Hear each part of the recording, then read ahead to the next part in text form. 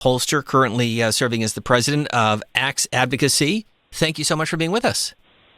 Thank you for having me today, Steve. Let's begin with the Teamsters news and Donald Trump calling it a victory. Is it? Oh, I think it most certainly is, Steve. No doubt about it. And really, the devil is in the details when you look at the poll taken of the Teamsters members and you see President Trump having a huge advantage with those voters who are likely to turn out on November 5th, especially when we look into some of the states that are going to determine the outcome of the election, very labor union heavy in Wisconsin, Michigan, Pennsylvania. I think without a doubt this is a tremendous win for President Trump, and that's why you're seeing Vice President Harris and her team trying to quickly offset this narrative by saying local Teamsters unions are endorsing her. It doesn't matter. The lead headline is that the Teamsters overall are not engaging, and that is definitely a victory for any Republican candidate. Yesterday, the Federal Reserve cutting interest rates by half a point. The markets today, like the news, at this hour, the Dow is up 530 points.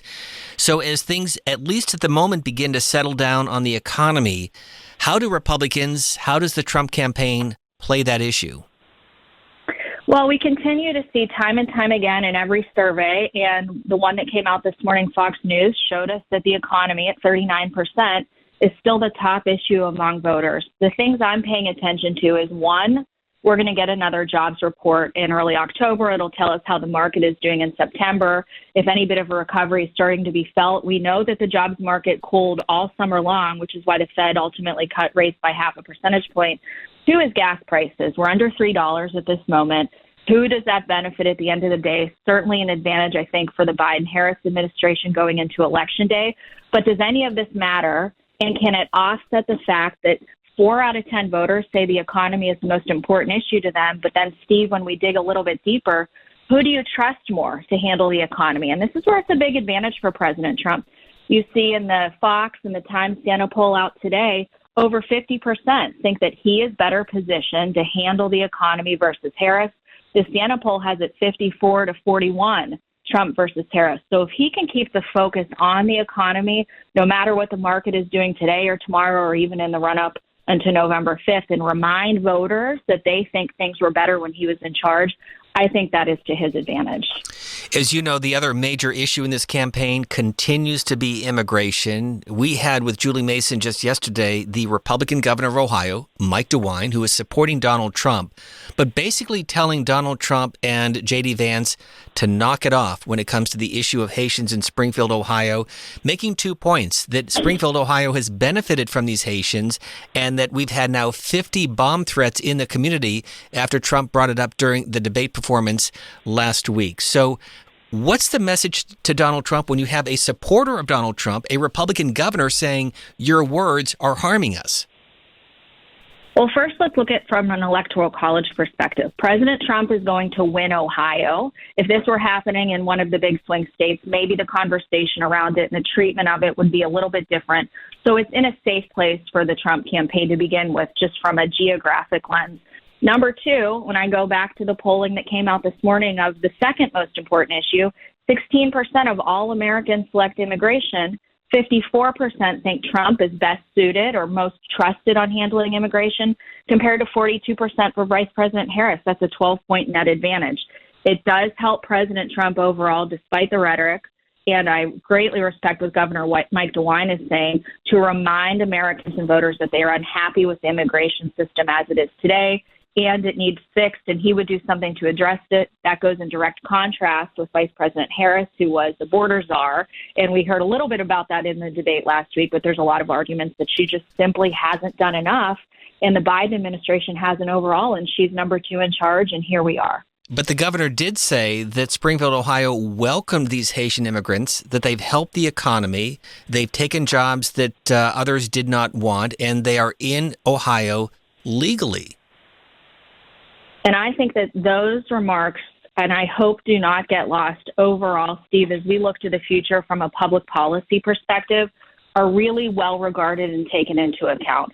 Let's be clear. First, we absolutely need to secure the border in the country. But number 2, we've got serious workforce issues, not just in Ohio, but in all 50 states, every big city, every municipality. We need more workers legally to be in this country, and that has to be a part of a path forward for the next administration in Congress, no matter who is in charge. So I wholly agree with Governor Mike DeWine, and we see this all the time in the data. We've got a workforce problem. We need those who want to come to the United States legally to be able to fix some of those issues for us from an economic perspective.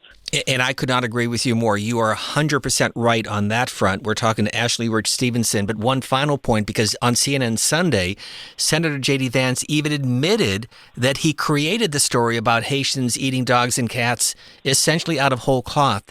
I mean, he created the story that was a non-story and now causing upheaval in a town that says, we don't want all this attention.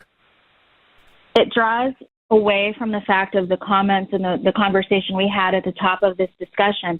Voters care about the economy, and they want to hear from both campaigns right now. And look, we're going to have a vice presidential debate on October 1st. Can't wait to hear what Senator Vance and Governor Walz say then. They want to hear about economic solutions, not sort of the nonsense or the silly season. I really think, Steve, that voters are fed up with it. We see it all the time in the data. Whichever campaign can offer the clearest, best solutions for the American public to move us forward, I think will ultimately be victorious on November 5th.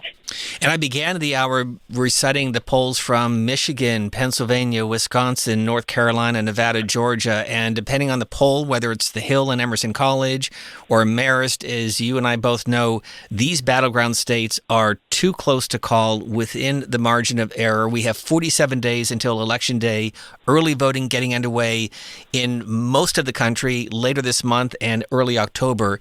So what's going to change the trajectory of this race that at the moment is anybody's guess? It's not a big 30,000-foot drastic sea change that we need to have happen. It all comes down to the big 7 states. We have 3 in the Midwest, Wisconsin, Michigan, and Pennsylvania, where I would argue the news yesterday out of the Teamsters is certainly to President Trump's advantage in those labor-heavy states. And then we have the Sun Belt competition with Nevada, Arizona, Georgia, and North Carolina. We don't have a national popular vote, Steve, as you well know. It all comes down to these big 7. And the question is, who can mobilize and turn out their voters from here on out to Election Day? I think what we're reading on the front pages of the paper matter. We're certainly all paying attention to it.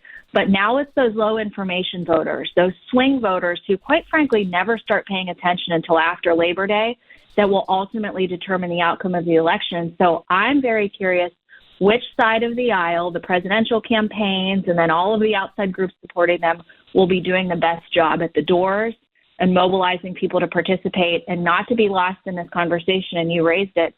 Early voting's beginning. Ballots are going to be going out in Pennsylvania. In fact, I think that they did as soon as this week. Absentee voting is going to be underway here very soon. Both parties need to take advantage of the process to vote early, not wait until Election Day. That's a big open-ended question for Republicans, and will they do that? And President Trump has even called on them to. As we know, Republicans and especially some conservatives have been more hesitant to vote early. And look, that's a mistake when it's a 100,000 vote outcome that could determine the whole thing. You've got to be able to participate and make sure you don't wait until November 5th. Final question. Thank you so much for being with us, Ashlee Stephenson. If you had to bet today, what's the likelihood that we will have divided government in 2025, and specifically with regard to what happens in the House and the Senate this November?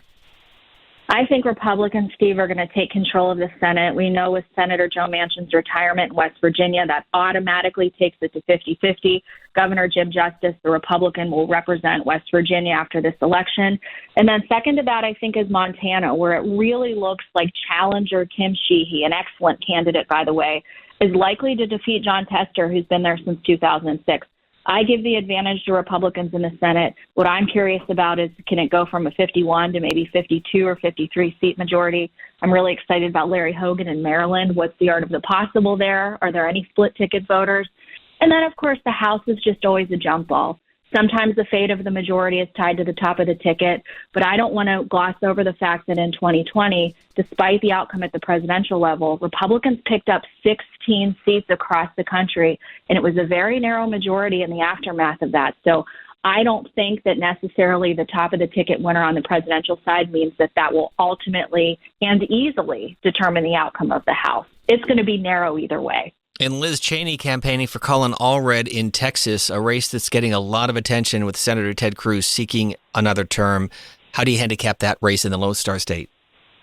Well, I don't think that endorsements do much, Steve, if I'm being honest with you. I respect and appreciate endorsements from both sides. They're fun. It drives a little bit of a narrative for a few hours, if you will. Senator Ted Cruz will win. He's going to have a tough race. He has delivered for Texans. He does an excellent job on the Commerce Committee. There's a big, stark difference between Senator Cruz and Colin Allred. Senator Cruz will not raise taxes on Texans. He will not create a business climate that makes it harder for people to move to Texas and do work and families to succeed. That's in stark contrast with Colin Allred, who I do think is running a good campaign, is a strong candidate, is well-liked, but he simply isn't on the right side of the economic issues, and that makes a big difference to Texans. They pay attention to things like that, and I ultimately think Senator Cruz is going to win no problem. Where's home for you originally, Ashlee? I'm from Pittsburgh, Pennsylvania. You are? I didn't know that. So we have two Western Pennsylvanians on the program right now. Thank you so much. Do you? Thank you for having me. Do you put French fries on your salad? I try not to, Stephen. When you're at home in Pittsburgh, how can you not? You know, we got to get you and David Urban together because he's from Aliquippa, Pennsylvania, so right around your neck of the woods. Hey, Ashlee, thank you so much for being with us. We appreciate it. Thanks for having me. Before